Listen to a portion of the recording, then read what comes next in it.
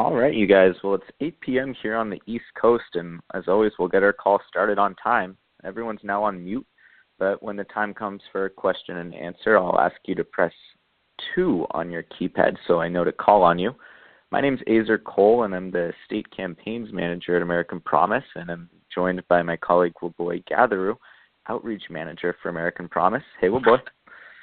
Hey, Azer, and hey, everybody. Thank you for joining us. Thank you all for being here. And Wuboi and my job is really to talk with people every day all across the country about what they can do to contribute to this growing, excited, and needed effort to get big money out of politics and make our elected officials responsive to people, not profits. So again, thanks everyone for being here to learn more about the movement and how you can help. The agenda for our call today is Wuboi is going to give some quick organizational information on American Promise, sharing how and why Jeff Clements founded American Promise a couple of years ago. We'll talk about the constitutional amendment process briefly and explain where the 28th Amendment fits exactly into this process, what's been done, what still needs to be done. And then we'll describe how American Promise associations, APAs, work, and we'll give some examples of what American Promise members are doing across the country who've emerged really as leaders in their own local groups, and just give some, specific examples into what they've been doing and how they've been doing it.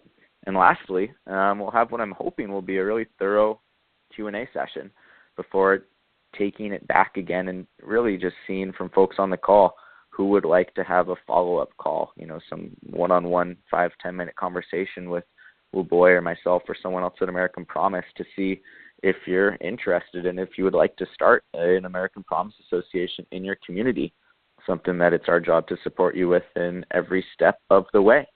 So that's the agenda for the call tonight. I think it's going to be a good one. And with that, I'll turn it over to you, Wuboi. Thanks, Azer.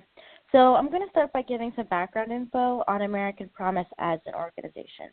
Jeff Clements, president of American Promise, practiced law for 3 decades in public service and private practice.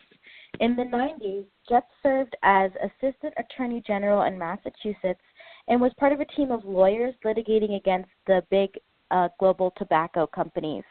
He witnessed firsthand how the legal arguments that corporations used enjoyed the same First Amendment rights as people, and corporations were increasingly able to use federal and state laws in their favor in order to create more profits for a few wealthy individuals at the expense of the health of the majority of Americans. So in 2009, the infamous Citizens United versus FEC Supreme Court case was making its way through the courts. And Jeff quickly recognized that its implications were not entirely a new horrible trend in our democracy, but rather an alarming jump in a set of increasingly reckless Supreme Court decisions relating to the political power of money and corporations in our democracy. So he filed an amicus brief on the case, laying out the dangers of striking down over a century's worth of campaign finance law under the premise of free speech.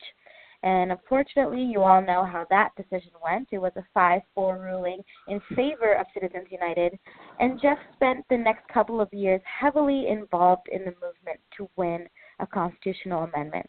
And he actually was able to publish a book called Corporations Aren't People, Reclaiming Democracy from Big Money and Global Corporations in 2014. So by 2016, which is 6 years after the Citizens United decision and 6 years into the movement to overturn its effects, Jeff figured out that the way he could continue to serve the movement was by actually starting his own organization, American Promise, which is an organization fully focused on winning the 28th Amendment.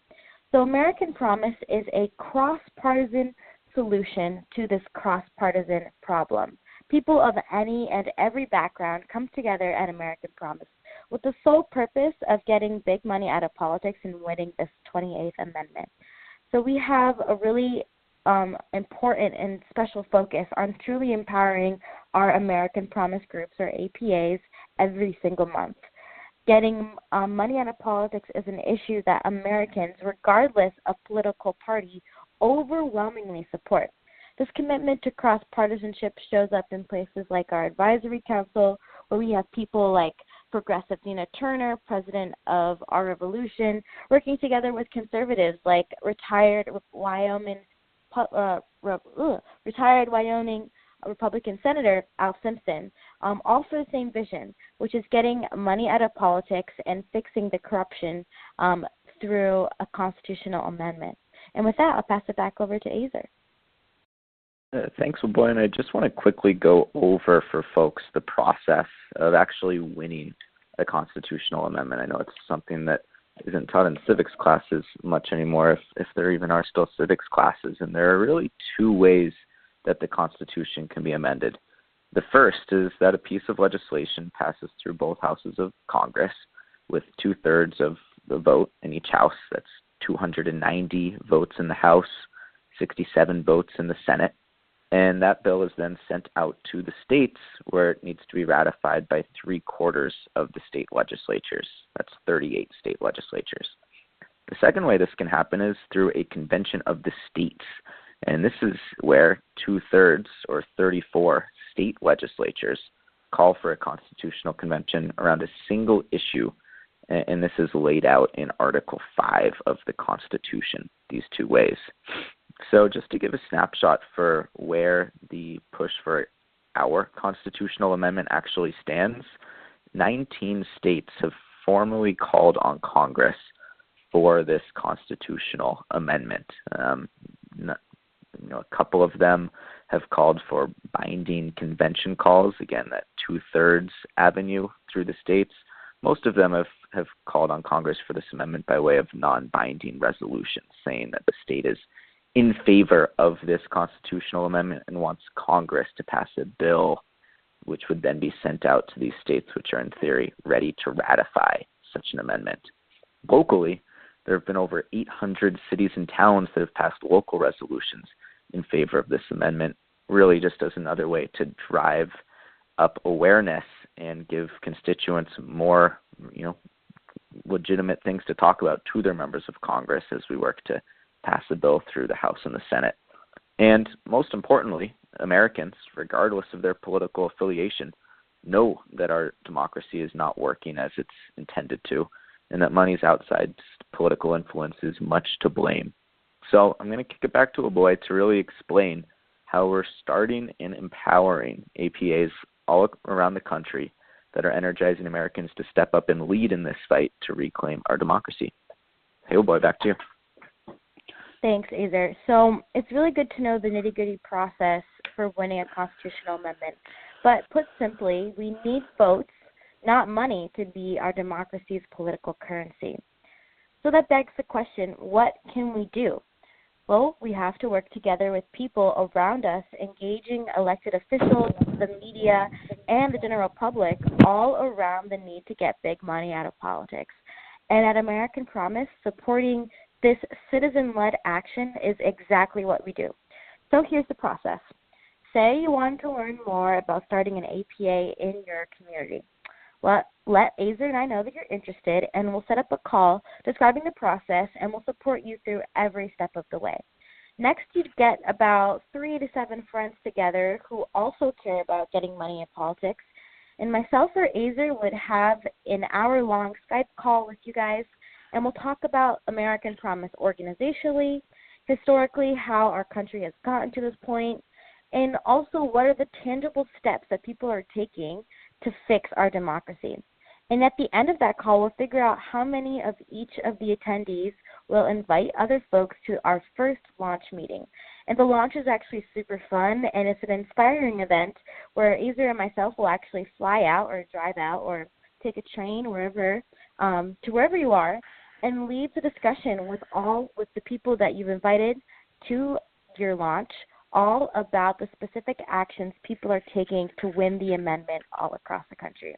In the past, we've had anywhere from 10 to 40 people typically show up at a launch, and then that usually begets about a group of 10 to 15 really strong people leaving the meeting as members of your American Promise Association.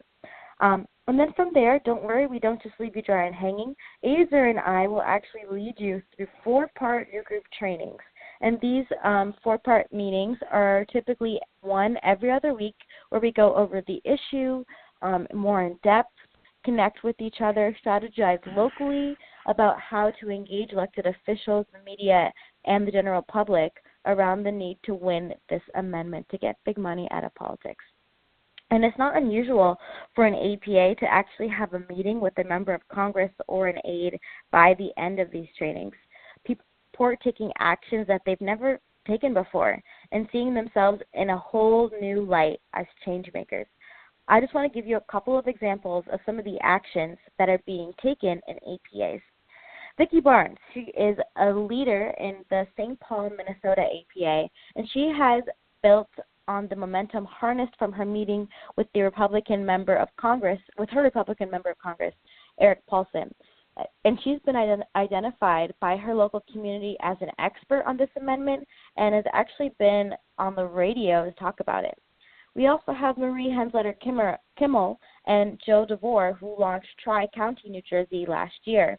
And they have been absolutely masterful about keeping their group engaged and in action. They've presented locally in their community. They've had multiple congressional meetings and set up regular monthly goals on numbers of Letter to the Editor, which the group has published, and they've actually followed through with that. We also have Ishwari Solobub and John House working in Santa Fe, New Mexico. And they've actually spearheaded a candidate pledge project, widely distributing our American Promise Pledge to any and all declared congressional candidates.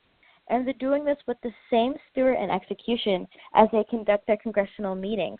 And they've met with actually all 5 of their congressional delegation, all about the 28th Amendment. Now, these are just some of the few of thousands of examples of people stepping up and leading by example and making sure that our elected officials respond to the people and not profits.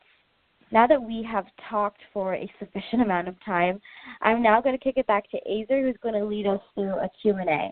And I encourage you all just to be thinking about questions, and hopefully we can answer them and shed some light onto how we can help you get started to start an APA. Okay, Azer, back to you. Great. Thanks, Boy. So we'll get to questions in a second, but if you already know that you'd like a phone call from Boy or myself to talk about steps to start a local group, go ahead and just press 1 on your keypad right now, and we'll make sure to make a note of it and reach out to you. So if you want to have just a quick phone call in the next couple days or so, just go ahead and press 1 on your keypad, and that will let us know to give you guys a call sooner rather than later. So just give me 1 second here to make a note of all these people who want to step up, and at the same time really be thinking of questions, because Q&A is next. All right, great. Have some good people signing up, Azer. Certainly, there's so much interest every day. It seems like there's just more and more, which is great. So thank you guys. We'll ask again at the end of the call. But now, if anyone has a question for Q&A, go ahead and press 2 on your keypad, and I'll go ahead and call on you. Questions in general about the 28th Amendment, and especially if you've got questions about, any clarity on any of the specific steps to start an APA, what the experience is like. Those questions are particularly useful usually on these calls. So again, if you've got questions, go ahead and press 2. Press 2 on your keypad. And it looks like James has his hand up. So James, I'm going to unmute you. And where are you calling in from, and what's your question? Palm Harbor, Florida. Great. A number of states will have issues on the voting ballots, referendums, and I wonder if anyone through this American Promise effort has gotten this issue on to the ballot in any one state. Yeah, I can take this question, Azer. Go for it. So, yes, we actually have. So here in Massachusetts, where American Promise was started, we were able to get a question on the ballot. It was question number 2, all about this amendment. It was a long process, but something that we all learned from. And it was really exciting because we were able to harness about 700 volunteers around the state, all working to get this question onto the ballot. And we were successfully able to pass the question with 77% of the people voting for this question, which is really great. It was actually the winningest ballot question this year, with people from all sides of the aisle voting in favor of this amendment. And another really cool thing about this question is that it establishes a commission, which is the first of its kind in this country, all about advancing the 28th Amendment. So definitely there's work being done around ballot questions. I know also in Michigan, we're beginning to look at the ballot process there. We have a really great group there working to get a ballot question within the next 2 years or so. So it's definitely possible, and something that our APAs are more than happy to overtake. Yeah, and there have been successful ballot initiatives in addition to Massachusetts and Washington, Colorado, California, and Montana. These are huge statewide projects, but a really good way to demonstrate public support. Great question, Jim, and I'm looking forward to talking with you. I think we've been emailing a little bit back and forth about ways to get involved in Florida. So thanks for being on the call. And it looks like Bernard has their hand up. So Bernard, you're unmuted. Where are you calling in from, and what's your question? Hi, this is Bernie from Ann Arbor, Michigan, and my question is, okay. My question is just I'd like some clarification on the status of the actual wording of the proposed 28th Amendment. Yeah, that is a great question, and so at the federal level, Bernie, there are a couple of different amendment proposals. In this current Congress, the 116th Congress, there's really only been one that's been reintroduced, and that's HJR 2. I'd encourage everyone to, you can Google HJR 2, a really good website if people have a pen and a piece of paper, is unitedforthepeople.org. It's united for the number 4, thepeople.org. And if you go there, you can really find all the different pieces of legislation that have been introduced. You can see who's co-sponsored them, and then even at the state and local level, you can see what's been done by way of local resolutions, what's been done by way of statewide resolutions through the legislature. It's a really great resource for all things 28th Amendment. But again, for this current Congress, I'd recommend looking at HJR 2. It's a bill introduced by Democrat Ted Deutsch down in Florida, as well as Republican John Katko in upstate New York. I believe Jim McGovern from Massachusetts was also a lead sponsor. But would encourage folks to check that out. And again, if you've got questions here, go ahead and press 2. Press the number 2 on your keypad. All right, it looks like someone has their hand up. Allison, you're unmuted. Where are you calling in from, and what's your question? Hi, this is Allison. I'm calling from Bethesda, Maryland. And I'm curious if there are already groups operating in the area, and if so, how we might connect with them. The reason I ask that is that I have a somewhat erratic schedule, so my time commitment is a little crazy for these kinds of things. But when I am available, I'd love to be connected and helpful. And I'm also curious to know, is Maryland one of the states that's in that 19 that you mentioned that is already working on this? Well, people certainly are working on this in Maryland. I believe they passed a non-binding resolution through the state legislature of Maryland a couple of years ago. There's an active group in Maryland, Allison, Get Money Out Maryland. I'd recommend Googling them, and the person I'd look for is a guy by the name of Charlie Cooper, who really leads that organization. That just does really, really good work keeping the pressure on continuing to work with the legislature and continuing to work with Congress. So I'd recommend reaching out to them because they're always looking for more people. Okay, great. Thank you. Thank you. It looks like Gordon has his hand up. So, Gordon, you're unmuted. Where are you calling in from, and what's your question? Calling in from Florida, and I'm wondering how this effort might intersect with the efforts of conservative organizations to get a constitutional convention going where they can pass a whole lot of retrograde right-wing agenda items. How do you avoid getting tangled up in that by launching your own effort to amend the Constitution?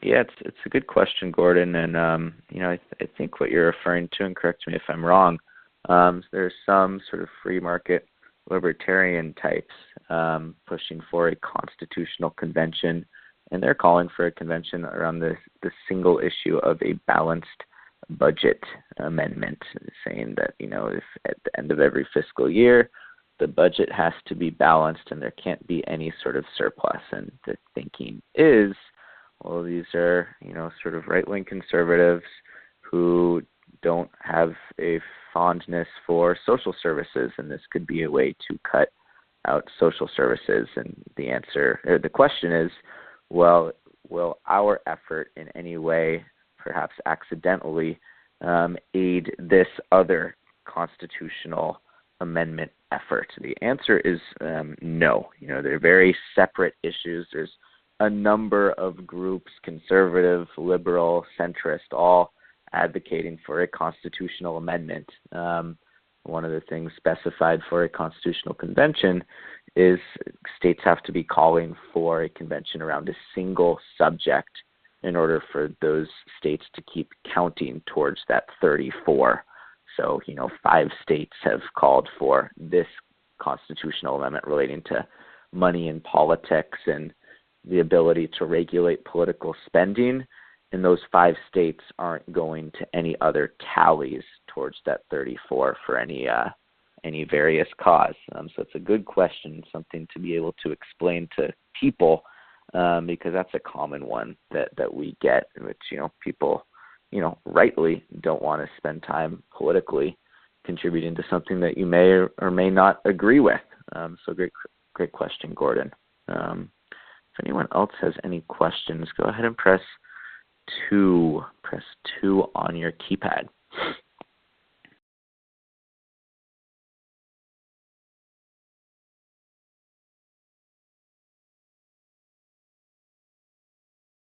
Hey, Zer, I don't have a question, but I think this is something that might be interesting for folks to know about.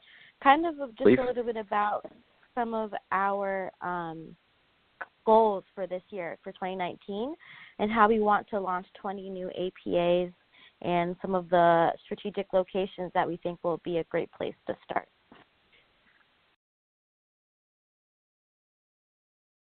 Great. Was that a question from you, Boy, or just letting folks know about our various goals for this upcoming year? Oh, I wanted you to talk about that since you're the state manager. Great. I will get into that in just a second, but I see that some folks have their hands up, so let's get to them first. Let's go to Brian. Brian, you're unmuted. Remind me where you're calling in from and what's your question? Hi, Montrose, Colorado. It sounds like you're very optimistic about working with the current political system. Can you tell me why the Democrats and the Republicans would be interested in eliminating the very thing that keeps them in power? Great question, Brian. And one of the things that I often try to articulate is that, in order to get money out of politics, we've got to replace money's political influence with ours. And that means making sure that this is a voting issue, something that constituents understand matters, and something that moves them to vote for a particular candidate depending on where they stand on this issue. So, on the right, say in the last presidential election, you had Donald Trump saying, "Drain the swamp," wildly popular. You had Bernie Sanders, one of the most popular politicians in the United States, saying very similar rhetorical things.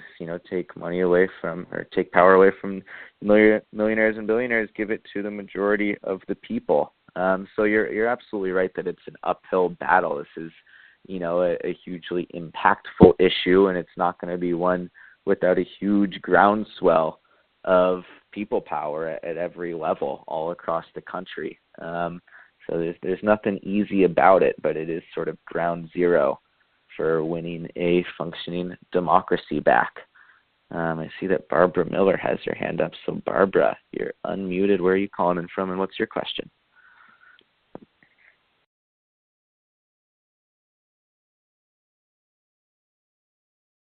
Hey there, are you with us, Barbara? You might have to unmute yourself maybe by pressing 1 on your phone, or sometimes people accidentally get muted. All right, well, we'll come back to Barbara. Again, you can press 2 on your keypad to raise your hand, and I see that Doug has his hand up. So, Doug, you're unmuted. What's your question, and where are you calling in from?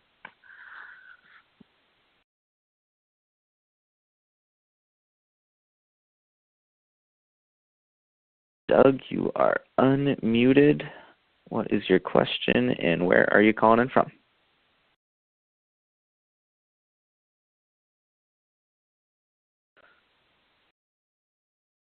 All right. Well, Doug, I'm going to leave you unmuted, and if you think of your question, go ahead and shout it out. But getting back to what Boy was saying, yes, we've got about 20 or so really active American Promise groups throughout the country.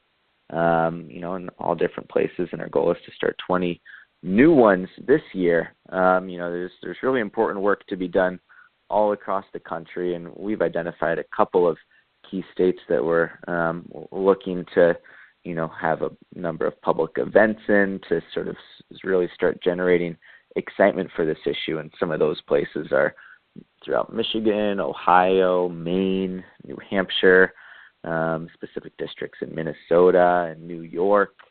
I'm happy to answer any questions about sort of the strategic thinking there, but I see that, Brian, your hand's back up. I know you just asked a question, but you're unmuted here again. Thanks, Azor. So what would need to happen for American Promise to realize that the two-party system is never going to do this?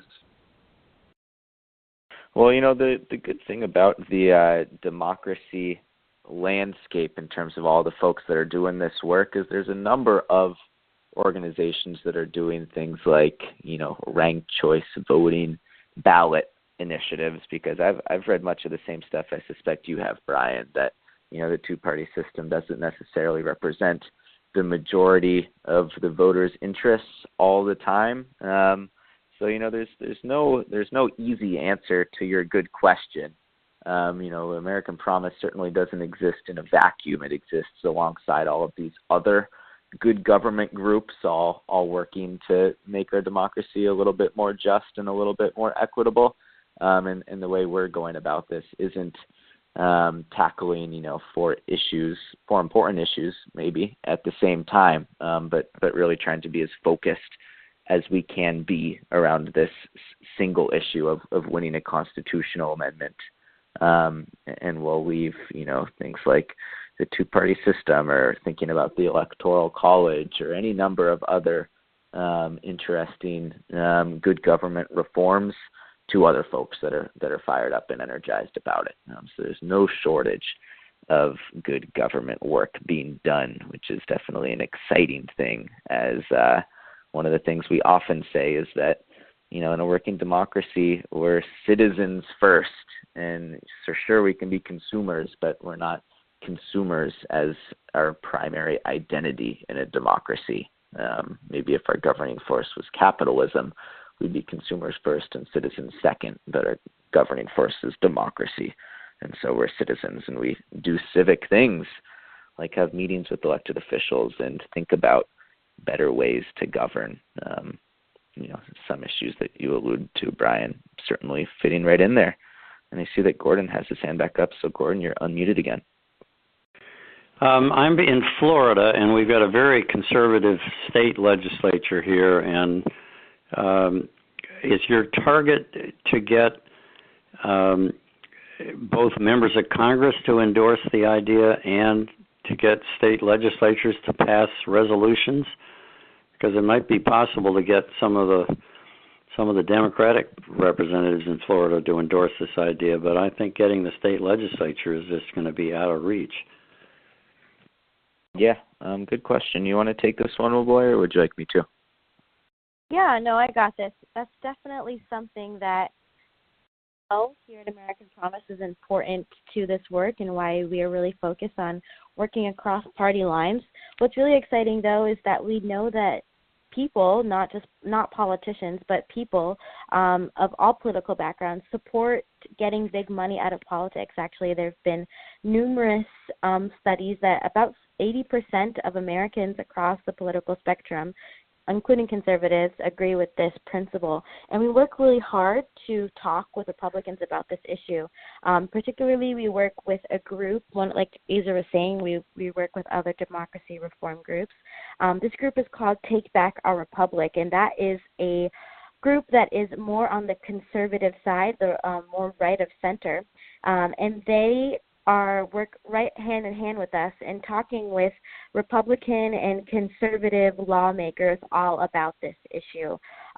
The executive director there, his name is John Pudner, and he is a longtime Republican from Virginia, and he actually used to run campaigns for Republican candidates, and so he has a really great in that way, and he talks with a lot of conservative lawmakers about the need to come out and be supportive of this issue. We totally understand what you're saying, though, that this is something that people more on the right, especially lawmakers, are a little bit more hesitant to come out and speak about. But we try to make the asks, for support. We try to make sure that we know that the constituents will support their lawmakers coming out and speaking about this. And there have been quite a few Republican lawmakers that have come out recently in support of this work. So we're definitely working across the aisle and see it as a really important piece to getting this Amendment 1. Yeah, and Gordon, to the other part of your question, that you certainly can be focused at the state level and the federal level at the same time, or depending on where you are. Florida is not one of the 19 states that's had a state resolution passed through the state legislature. Engaging with state representatives certainly could be fruitful, and at the same time engaging at the federal level with your congressional delegation oftentimes makes a lot of sense too. You've certainly got some champions down there in Florida. I'm thinking specifically of Ted Deutsch, who's the lead sponsor of HJR2. I see that Jim has his hand back up. So Jim, you're unmuted. What's your question? Yeah, there's two questions I really have, and one is whether or not anyone at American Promise has tracked the number of candidates who have promised not to accept corporate and big billionaire type donations. Mm-hmm. And the other question I have is whether or not there's a regional support for the American Promise efforts for Amendment 28, and that certain parts of the country are more favorable to it than others. Mm-hmm. Yeah, great question. And to your first one, alluding to the number of candidates who took no corporate PAC pledges this last election cycle, certainly an exciting thing, and we're definitely reaching out to those offices, making sure that they understand, it's great that you pledged not to be part of the problem. You're not taking corporate PAC money, but do you understand how to advocate for the solution by way of a constitutional amendment? American Promise had its own pledge campaign. Over 250 people signed a pledge saying that if elected, they'll use their office to advance this constitutional amendment to get big money out of politics. And so a number of them won their races through all levels of government, some in Congress right now, some at the state level, some at the local municipal level. And yes, we're reaching out to all those folks. And to your second question of, well, are there regional coordinators or sort of what's that support structure like? There aren't regional coordinators, but we do actively work really hard to connect groups to one another. One of the fixtures of my Mondays, usually on the first and third Monday every month, I'm on a leader call with leaders of American Promise associations all across the country. And that's really the whole point of those calls, is to connect with one another, to learn what's working in New Jersey and what struggles folks are having in New Mexico, for example, and how we can, be getting better and smarter about this work every day through that, community, which is a big part of the appeal for people often to start a local group, because this really is a national issue made up of local ones, and connecting those local groups to one another is a huge part of the work that Leboy and myself do. I see that Brian has his hand back up. So, Brian, you're unmuted here again. Thanks, Azar. Do you guys keep a scoreboard or grade sheet to show who's following through with these pledges? And can you give me any hope that the DNC or RNC is actually going to listen to any of these people? I just can't see it. I mean, they are not going to bleed themselves of all their power. Yeah, well, definitely, Brian, take a look at, if you're on the American Promise website, you can see the pledge campaign. You can see all the elected officials who have signed the pledge. You can take a look at what they're doing in terms of legislation and co-sponsorship if you check out that website, United for the People. And I hear what you're saying, too, that this is an uphill battle. What we're seeing more and more, year after year in the last couple of years, is that there is budding interest and appetite for this at the congressional level.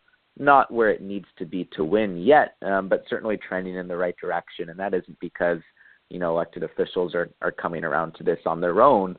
It's because more and more people are having constituent meetings with their elected officials, Democrats, Republicans, and independents, presenting the facts in a cross-partisan, focused manner. I'm just going off of memory, but in 2017, American Promise Associations had something like 20 meetings with elected officials or their staff, and in 2018, last year, we had about 130 meetings. We're expecting those numbers to continue trending upward in 2019, and it's really, sort of a small example of the growth in civic energy around money and politics issues that we're seeing all across the country. So the appetite's certainly there, and our job is to sort of channel that into votes in Congress, which is starting to happen more and more.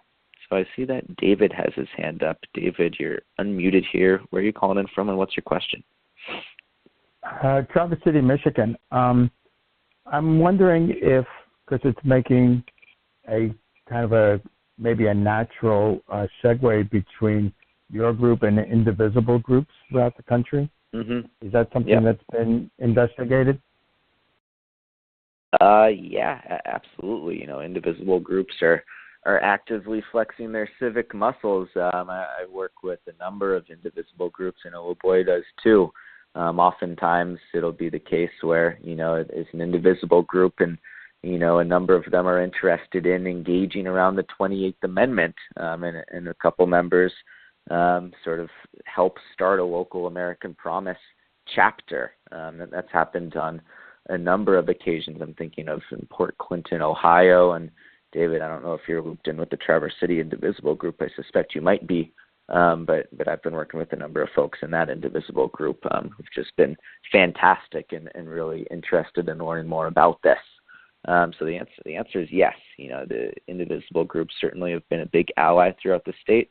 One of the things I would mention that's really different about American Promise than Indivisible and some other organizations is, sort of the month in and month out structure of support, in terms of staff time and conference calls and, individual 4-part group trainings. I know Indivisible has been really good about putting out really a comprehensive manual on sort of how to do everything. And, we work hard to put out written materials like that too, by way of American Promise Association resource library and constant written material, but also work hard to do things like these calls and in-person meetings and these specialized conference calls.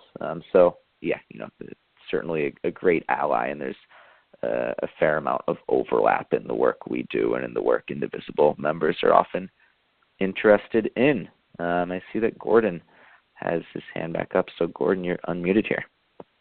I went to Congress.gov and looked up HJ-Res 2. It's interesting that in previous Congresses, which they're controlled by the Republicans, the majority gets to decide what bills get the lowest numbers. So the Republicans, the last couple of Congress, it's been a balanced budget amendment. Now, with a Democratic Congress, you have this much more attractive proposal.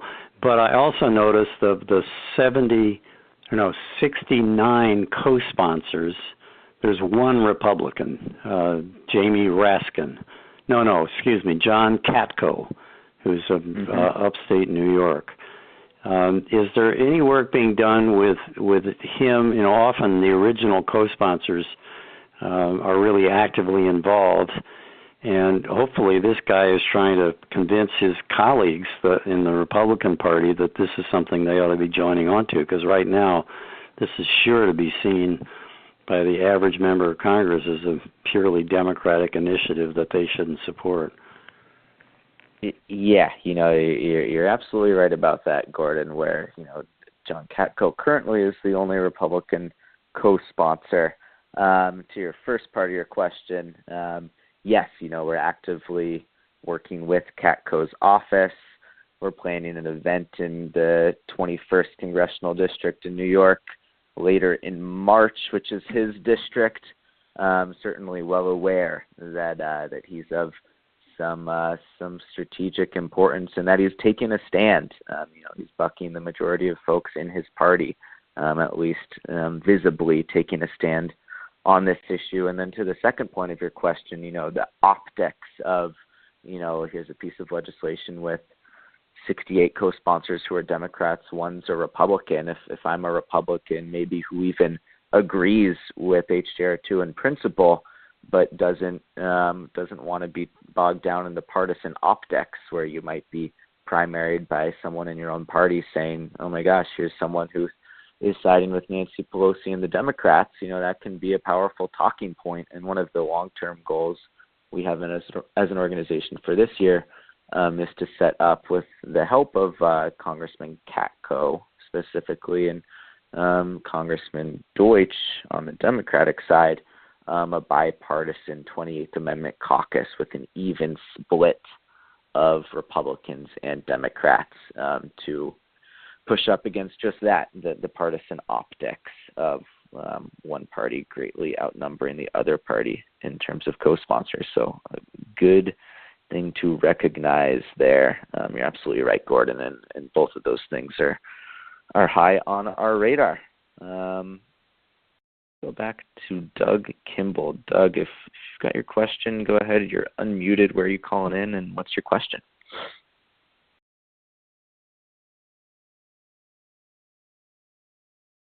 All right. Well, I think Doug is still muted. And if anyone else has any other questions, go ahead and press 2 on your keypad. And, well, boy, if there's something you think that might be particularly interesting or useful to articulate here, please go ahead. I think we're doing a good job of getting to folks' questions, although I see one other person just raised their hand.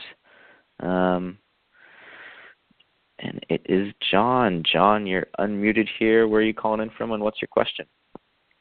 This is John in Juneau, Alaska. John Sonnen. I'm on a city bus, but my question is, where can I find that statement to put on a referendum, get on a ballot? I want to do a petition drive as a way of getting a APA group going up here. But I wonder if I can get that statement that the woman, one of the first I heard asking the question, said they had passed. Yeah, John, I think the website unitedforthepeople.org, you can see really in some specifics what's been done locally in Alaska, which would probably be a really good starting place. And I apologize, I couldn't quite hear every word that you said. So if that wasn't your specific question, you're still unmuted here, and feel free to ask it again. That was pretty much the question. what was that website again? For the people. I know it's letter number 4, the people. What's the first word? Mm-hmm. United for the number 4, the people.org. Yep. And that should be a great starting place for you. There's a statement there I can use, right? Yep. For petition drive. All right. That'd be a way to get started. Yep. Great. Thanks, John. Thanks. All right. Yeah, if anyone else has any questions, go ahead and press 2 on your keypad. I see that Peter has his hand up. So, Peter, you're unmuted here, and what's your question? Well, I'm from Kalamazoo, Michigan, and recently, in the last couple of years, a young lady named Katie Fahey organized 5,000 people who put through a reapportionment proposal that is going to result in, through a group called Voters Not Politicians, which is eliminating gerrymandering in the state of Michigan. And I wondered if you had been in contact with Fahey at all, because now that that's gone through, it would be very effective to bring not only her, but much of her organization to work on this issue, since they've accomplished what they wanted with the other issue. Yeah, I'm glad you brought it up. I'm sure there's a number of people on this call, maybe yourself included, Peter, who were involved in that Voters Not Politicians effort, which really was a national story and a huge victory. And the answer is yes. You know, as an organization, we've got a great relationship with VNP and Katie Fahey. Last time I was in Michigan with their director of political strategy, we had some coffee with her and with someone else from VNP. So the answer is yes. We're certainly collaborating and trying to learn from that big success, which it certainly was. I see that Hank Mayers has his hand up, and I know he knows a thing or two about that. And I would just add, before I turn it over to you, Hank, on February 11th, 2 weeks from today, I'm going to be in Kalamazoo at I forget the name of the exact brewery, but on the American Promise website, there are details for that event. We're going to be talking about these issues in Kalamazoo, so hope you're able to come out. And Hank, you're unmuted here. Thanks, Azer. Can you hear me? Yep. Okay. To Peter, my name's Hank Mayers. I am the leader of an association group, Association of AP in the Lansing area. There's also another group currently operational in Ann Arbor called ROAD. Our group in Lansing is known as Michiganders for Fair and Transparent Elections. We are doing 2 things. Our group, Michiganders, is serving as a catalyst organization amongst a number of groups, including ROAD in Ann Arbor, but other groups like League of Women Voters and so forth as well, where we've been in conversation with Katie Fahey directly in December. And what we're engaged in is obviously championing the federal amendment to deal with Citizens United, but also to create a ballot measure in 2002 that Michigan voters will vote on that will put into our Constitution a number of provisions that has to do with improved regulation of campaign finance. And kind of the key concept that we are focusing on is making dark money transparent so it is no longer unaccounted for. And we would be more than happy to engage with you either directly or through the group that comes out of the efforts that Azer just talked about, the meeting in February in Kalamazoo, to join us.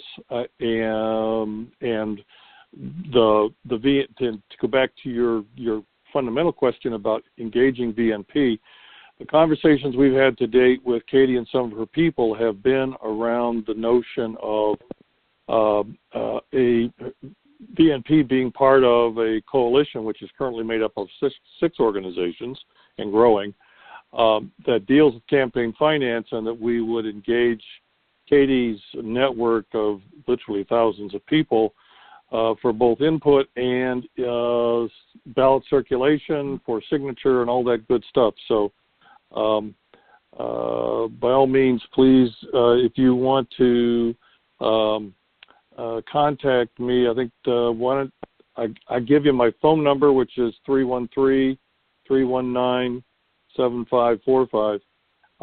And definitely show up at the session that Azer is talking about, because we'll have a chance to talk about all of this at that time. Super.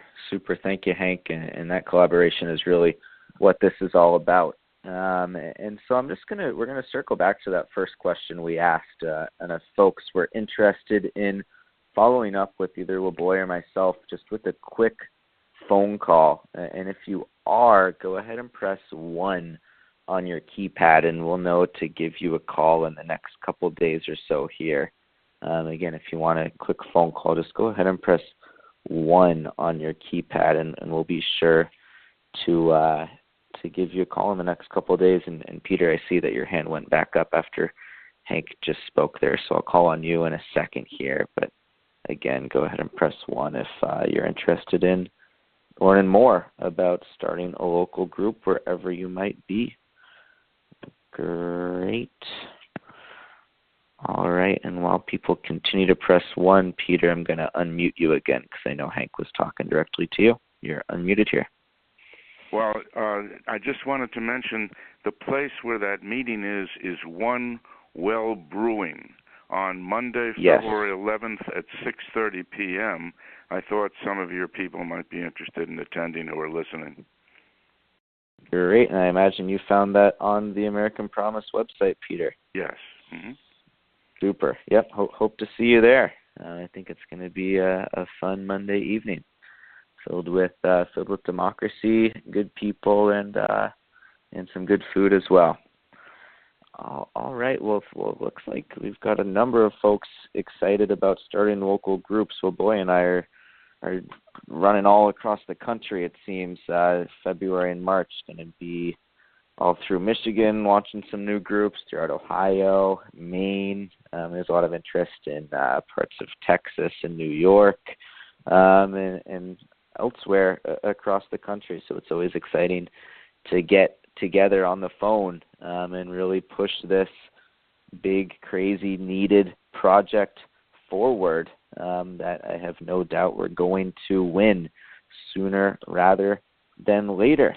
So again, thanks everyone for joining the call. Thanks everyone especially for indicating that you want to follow up and really work within your community around this needed effort. We'll send around a recap email tomorrow with a recording of this call with some specific follow-up actions